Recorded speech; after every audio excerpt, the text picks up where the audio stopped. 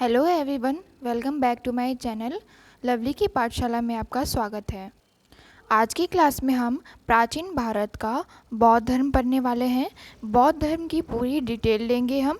उनका जन्म कब हुआ था, उनके पिता, माता, पत्नी, पुत्र, उनका तपस्थल क्या था, ज्ञान अर्जन कहाँ से हुआ था आदि, ये सारी जानकारी इस वीडियो में हम लेंगे। अगर आप किसी भी कॉम्पिटिटिव एग्ज़ाम की तैयारी कर रहे हैं तो ये क्लास आपके लिए बहुत ही इम्पॉर्टेंट होगा। अगर आप बौद्ध धर्म पढ़ना चाहते हैं तो अंत तक ज़रूर बने रहिएगा। इस क्लास से आपको बहुत ही हेल्प मिलेगा।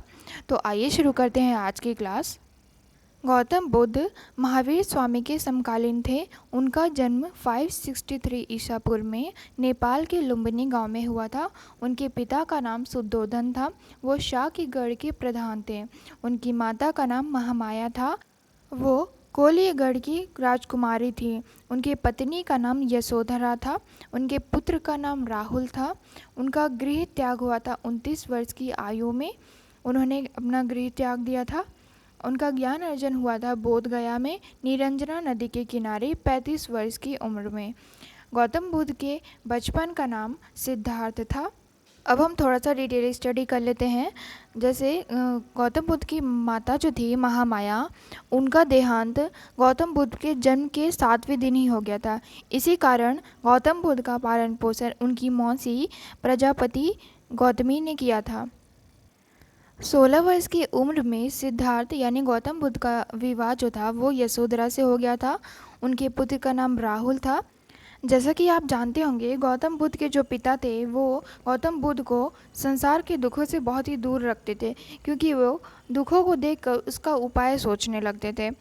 इसीलिए 29 वर्ष की अवस्था में गौतम बुद्ध ने अपना घर छोड़कर ज्ञान की तलाश में निकल पड़े थे और 7 वर्ष तक भटकते भटकते जब 35 वर्ष के वो हो गए तो उस उम्र में बोधगया में एक पीपल के पेड़ के नीचे उन्होंने ज्ञान प्राप्त किया था। तब से वो गौतम बुद्ध अर्थात प्रज्ञावान कहलाए थे। उनको ये उपाधि मिली थी गौतम बुद्ध की और प्रज्ञावान की। गौतम बुद्ध के घर त्यागने की घटना को हम महाभिनिष्क्रमण कहते हैं। ये आपके एग्ज़ाम पॉइंट ऑफ व्यू से बहुत ही इंपॉर्टेंट है। आपके एग्ज़ाम में पूछता है कि गौतम बुद्ध के घर त्यागने की घटना को क्या कहा जाता है, तो महाभिनिष्क्रमण कहते हैं। ज्ञान प्राप्ति के बाद गौतम बुद्ध सारनाथ आए थे और यहाँ पे उन्होंने 5 ब्राह्मणों को अपना उपदेश दिया था और इस उपदेश को बौद्ध धर्म में धर्मचक्र प्रवर्तन के नाम से जाना जाता है। जैसे उनके घर त्यागने की घटना को महाभिनिष्क्रमण कहते हैं, वैसे ही उनके जो उन्होंने 5 ब्राह्मणों को उपदेश दिया था उसे हम धर्मचक्र परिवर्तन कहते हैं। उन्होंने लंबी लंबी यात्रा करके अपना संदेश दूर दूर तक पहुंचाया था। मैं आपको गौतम बुद्ध के बारे में जितने भी इम्पॉर्टेंट बातें हैं वो सारे बता देती हूँ ताकि आप एग्ज़ाम में अच्छे से कर पाएँ। तो एग्ज़ाम पॉइंट ऑफ व्यू से जितने भी इम्पॉर्टेंट फैक्ट होंगे वो सारे इस वीडियो में मैं कवर करूँगी, तो अंत तक बने रहिएगा।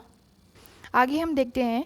गौतम बुद्ध ने अपने जीवन के सर्वाधिक उपदेश कौशल राज्य की राजधानी श्रावस्ती में दिया था और जो वो अपना धर्म प्रचार करते थे उसमें ऊंचे नीचे, अमीर गरीब या स्त्री पुरुष के बीच कोई भी भेदभाव नहीं रहता था। और जब गौतम बुद्ध 80 वर्ष की अवस्था में हो गए, जब 80 वर्ष के हो गए तो 483 ईसा पूर्व में कुशीनगर नामक स्थान में उनकी मृत्यु हो गई थी, जो कि गोरखपुर यूपी में है। इसे बौद्ध धर्म की परंपरा में महापरिनिर्वाण के नाम से जाना जाता है।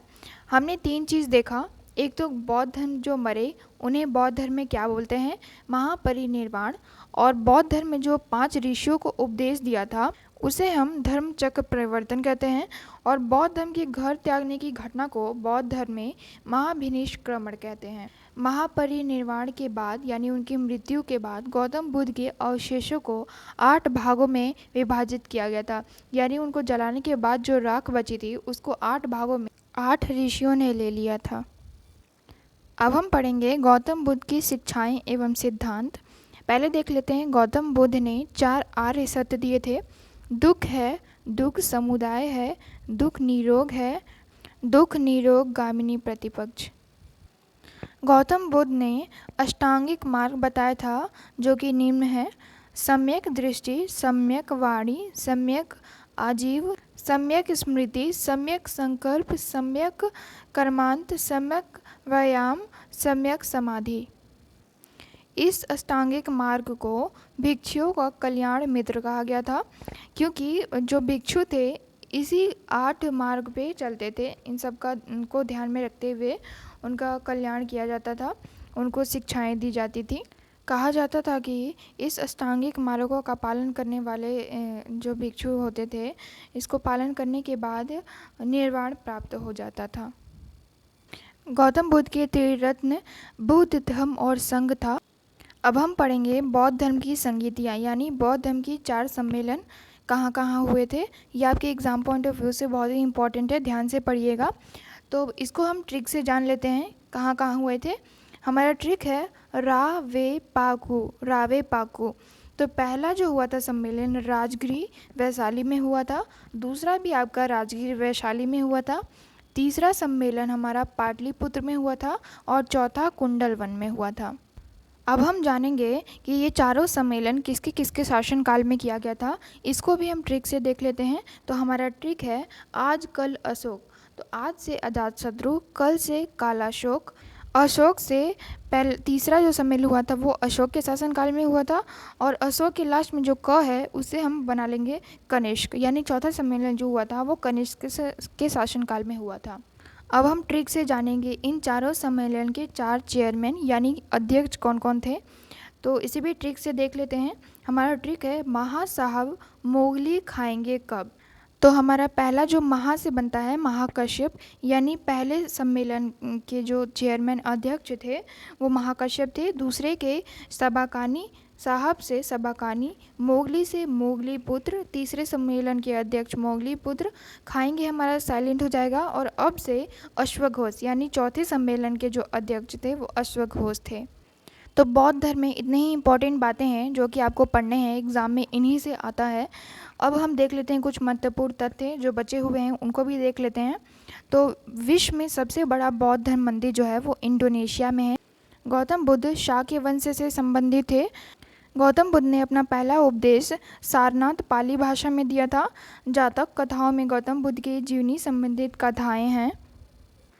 बुद्ध धर्म का सबसे पवित्र एवं महत्वपूर्ण त्यौहार वैशाख पूर्णिमा है, जो बुद्ध पूर्णिमा के नाम से भी जाना जाता है। बौद्ध धर्म में वर्ण व्यवस्था एवं जाति व्यवस्था का विरोध किया गया है। ये पुनर्जन्म में विश्वास रखता है। तो आई होप आपको आज की क्लास बहुत अच्छी लगी होगी। अगर अच्छी लगी होगी तो कमेंट में ज़रूर बताइएगा। तो बौद्ध धर्म में आपको इतनी ही बातें पढ़नी हैं। आप इसका अपना नोट्स भी बना सकते हैं ताकि आप क्विक रिवीजन कर सके बाद में आपके एग्ज़ाम में। अगर तो आज के लिए सिर्फ इतना ही। आप एक बार और वीडियो को देख के रिवाइज़ कर लीजिएगा। मिलते हैं नेक्स्ट वीडियो में, तब तक के लिए थैंक यू, बाय।